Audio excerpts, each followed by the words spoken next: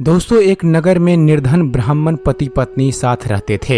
ब्राह्मण देव बहुत ही सदाचारी, संतोषी और विद्वान थे, परंतु उनकी पत्नी बड़ी पतिव्रता, तत्वज्ञानी और जीवन मुक्त थी। वह चाहती थी कि ब्राह्मण देव भी तत्वज्ञानी और जीवन मुक्त हो जाएं। इसलिए ब्राह्मणी ने ब्राह्मण देव को उस देश के राजा के पास भेजने का सोचा, जो एक तत्वज्ञानी व जीवन मुक्त पुरुष थे। ब्राह्मणी ने अपने पति से कहा, अब हमारे पास जीवन निर्वाह के लिए धन नहीं है। आप इस देश के राजा के पास जाकर कुछ धन मांग ले आइए, ताकि हम अपनी गृहस्थी चला सकें। सुना है राजा बहुत ही सदाचारी और जीवन मुक्त महापुरुष हैं, जो ब्राह्मणों का बहुत ही आदर सत्कार करते हैं और उन्हें बिना मांगे ही बहुत कुछ दे देते हैं। यह सुनकर ब्राह्मण देव ने राजा के पास जाने से मना कर दिया और कहा, मैं तब तक किसी से कुछ नहीं लेता जब तक उस पर कोई उपकार न कर दूं। मैं बिना उपकार किए हुए धन को लेना निंदास्पद समझता हूँ। ऐसे धन से तो भूखे रहना ज्यादा अच्छा है। तो ब्राह्मणी ने कहा,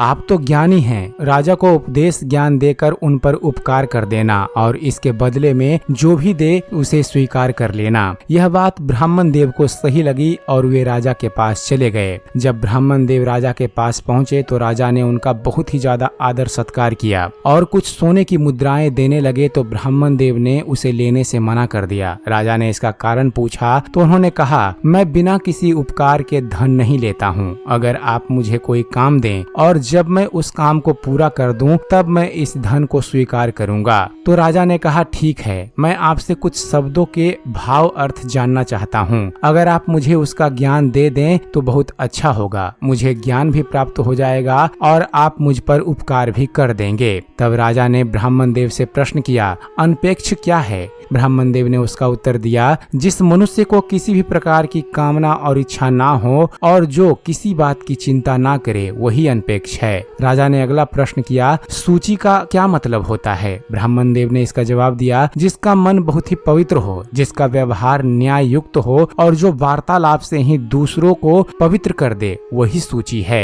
राजा ने अगला प्रश्न किया, दक्षता से क्या तात्पर्य होता है? ब्राह्मण देव ने इसका उत्तर दिया, जिस कार्य के लिए जीवन मिला है उसे प्राप्त कर लेना ही दक्षता है। राजा ने अगला प्रश्न किया, गतव्यथ का अर्थ क्या है? ब्राह्मण देव ने कहा, जिसके मन में किसी भी बात का दुख व शोक ना होता हो, वही गतव्यथ है। तब राजा ने अगला प्रश्न किया, सर्वांभ परित्याग क्या होता है? तब ब्राह्मण देव ने इसका जवाब दिया, जो अपने सभी कर्मों को त्याग कर केवल भाग्य पर निर्भर रहता है, उसे सर्वांभ परित्याग कहते हैं। राजा ने कहा, ब्राह्मण देव, आपने सभी का अर्थ तो बहुत सुंदर बताया है, जो कि शास्त्र संगत है, लेकिन आप इन सब के रहस्य से अपरिचित हो। राजा की बात सुनकर ब्राह्मण देव को क्रोध आ गया और वे बोले, अगर मैं इनका रहस्य नहीं जानता तो अर्थ कैसे बता पाता? अगर आप इनके रहस्य को जानते हैं तो बताइए। राजा ने कोई उत्तर नहीं दिया और थोड़ा रुककर बड़े प्रेम के साथ ब्राह्मण से बोले, आपने मेरे द्वारा बताया गया काम पूरा कर दिया है, इसलिए अब आप मेरी भेंट स्वीकार कीजिए। ब्राह्मण ने कहा, आप यह बोल रहे हैं कि मैं इन शब्दों के रहस्य से अपरिचित हूँ। इसका मतलब है कि मैंने आपको अपने अर्थ से पूरी तरह से संतुष्ट नहीं किया है, इसलिए मैं आपकी यह भेंट स्वीकार नहीं कर सकता हूँ। इतना कहकर ब्राह्मण देव वहाँ से चले गए। घर आकर ब्राह्मण देव ने अपनी पत्नी को पूरा वृत्तांत सुनाया, जिसे सुनकर उनकी पत्नी बोली, स्वामी, राजा ने जो कहा वह तो उचित ही मालूम होता है, इसमें नाराज होने वाली कौन सी बात है?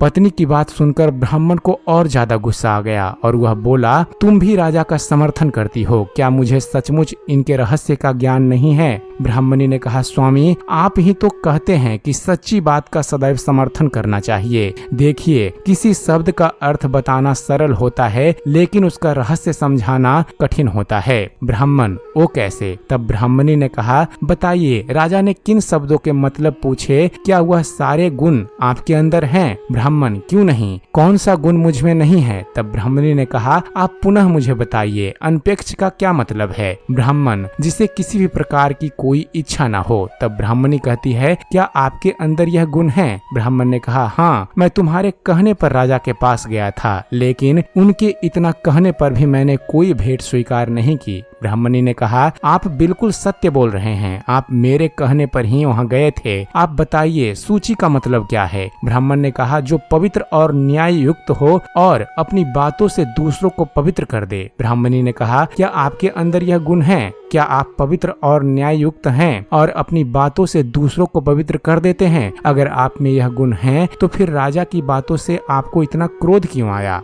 ब्राह्मण ने कहा, अच्छा ठीक है, यह गुण मुझ में नहीं है। तब ब्राह्मणी ने कहा, दक्षता का क्या अर्थ है? ब्राह्मण ने कहा, जिस कार्य के लिए जन्म लिया है उसे प्राप्त कर लेना ही दक्षता है। तब ब्राह्मणी ने कहा, क्या आप जिस काम के लिए संसार में आए हैं उसे पूरा कर लिया है? ब्राह्मण ने कहा, नहीं। अच्छा ठीक है, मुझ में यह गुण भी नहीं है। तब ब्राह्मणी ने कहा, गतव्यथ का अर्थ क्या है? ब्राह्मण ने कहा, जिसको किसी भी बात से शोक या दुख ना होता हो। ब्राह्मणी ने कहा, क्या आप में यह गुण है?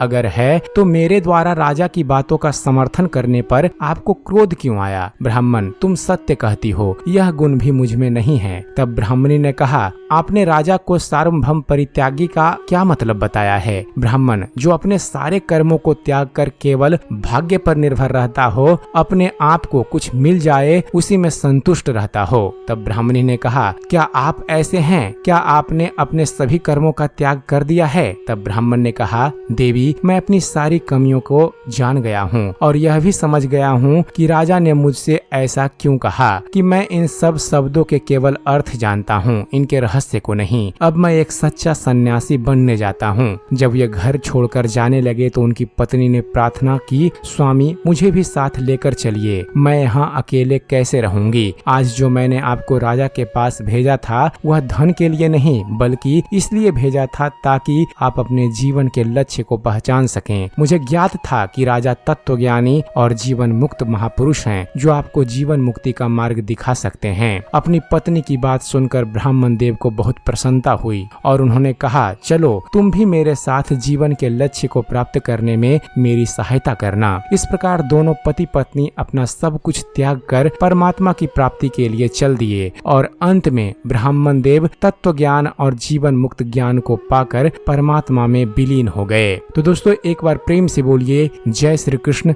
जय श्री राधे। उम्मीद करते हैं फ्रेंड्स आप सभी को हमारा ये वीडियो पसंद आया होगा। वीडियो पसंद आया हो तो वीडियो को लाइक और शेयर करना मत भूलिएगा और ऐसे ही धर्म और इतिहास से जुड़े हुए ज्ञानवर्धक वीडियो देखते रहने के लिए आप हमारे इस चैनल ज्ञान मंथन को सब्सक्राइब जरूर कीजिएगा। आप हमारे चैनल को सब्सक्राइब कीजिए और देखते रहिए, जानते रहिए। धन्यवाद। जय हिंद।